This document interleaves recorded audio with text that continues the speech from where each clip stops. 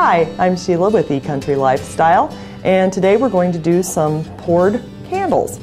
And these are just some things that I had around the house. These are some little votive holders.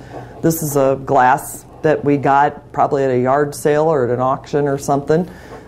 So is this. These are little teacups that I had when I was a kid. And these are just some examples of just empty containers. You know, whatever you want to find to put something in. This would be pretty to put a candle in. This, if you didn't fill it up all the way and put a colored candle in it like this one, look pretty cool. And just a little bowl. Anything you can find can be filled with wax. Just anything. You'd be amazed. As long as it's not plastic, you're in good shape. So today we're going to do some poured candles. Today for the poured candles, we're going to use, this is actually wax that's made for poured candles, but you can buy several different types of wax. It doesn't really matter. There's some additives if you were going to do a pillar candle or something that you can put in it that makes them actually burn slower. But this is made for poured candles. And to color the candles, you can buy candle coloring, but I find that good old crayons work just as good as anything. It doesn't matter what brand of crayons they are. Little scents. These you pretty much have to go to the craft store and get. I haven't seen them anywhere else, but this is what makes them smell good. Any flavor you want. And the beauty of doing this is if you want a blue candle and you want it to smell like roses, you don't have to buy a pink candle, because most of the time the color of the candle determines the scent. When you do this, doesn't matter what color you put in it, you can make it any scent you like. And the other thing that we need to get are wicks. And these come in all different lengths. As you can see, this one's a little bit longer. These are a little shorter. And they do come, you know, to really, really long if you were going to do pillar candles or something that's excessively tall.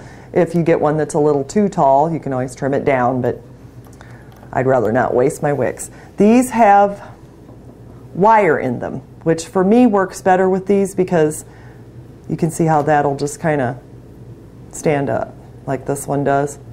And when you go to stick it inside the candle, it'll stand up a little straighter for you. And I'll show you how to attach the wicks down at the bottom when we get ready to pour the candles. Well, we've got our wax all melted. As you can see, it's a clear liquid. And for this first candle, I'm just going to make it clear. I'm not going to put any color in it. This is our scent.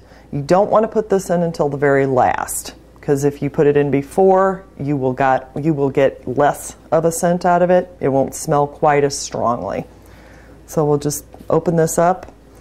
And it's just kind of a guess thing. If you want it stronger, put more. Less smell, not so much. I kind of like mine a little heavy, so I'm going to just dump some in there. See how it looks like a milky substance? And just stir it around so it gets distributed evenly, or else when the candle burns, you may get a spot that's not maybe quite as strong, and then all of a sudden it'll be like, wow, that's really smelly.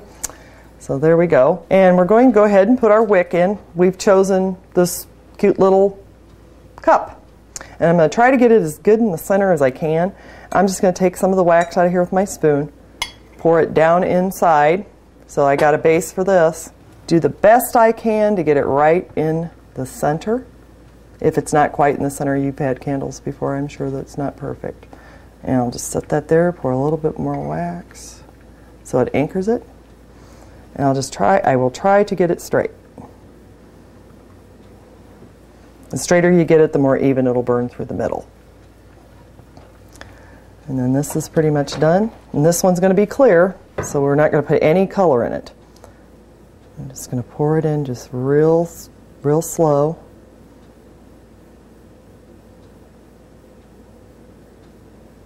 Okay, this is just a regular Crayola. And depending on how bright you want it, you can put a little in or a lot. I like my candles to have some color, so I'm just going to put this much in. Candles and crayons are just wax, so this works great.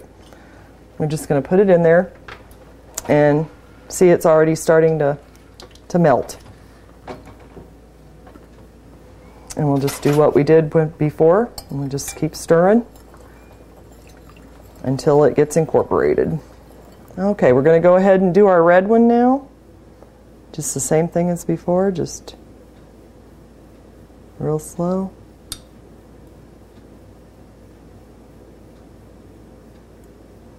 And you don't want to move these if at all possible, because you want to wait until this hardens up pretty good.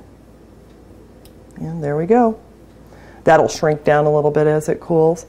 And this leftover wax, if you happen to have a clear container like this and you don't want to waste it, you can just make another candle, and you get a rainbow candle just every time. Just keep a container and keep pouring the wax on top of it, and you just get a multicolored candle.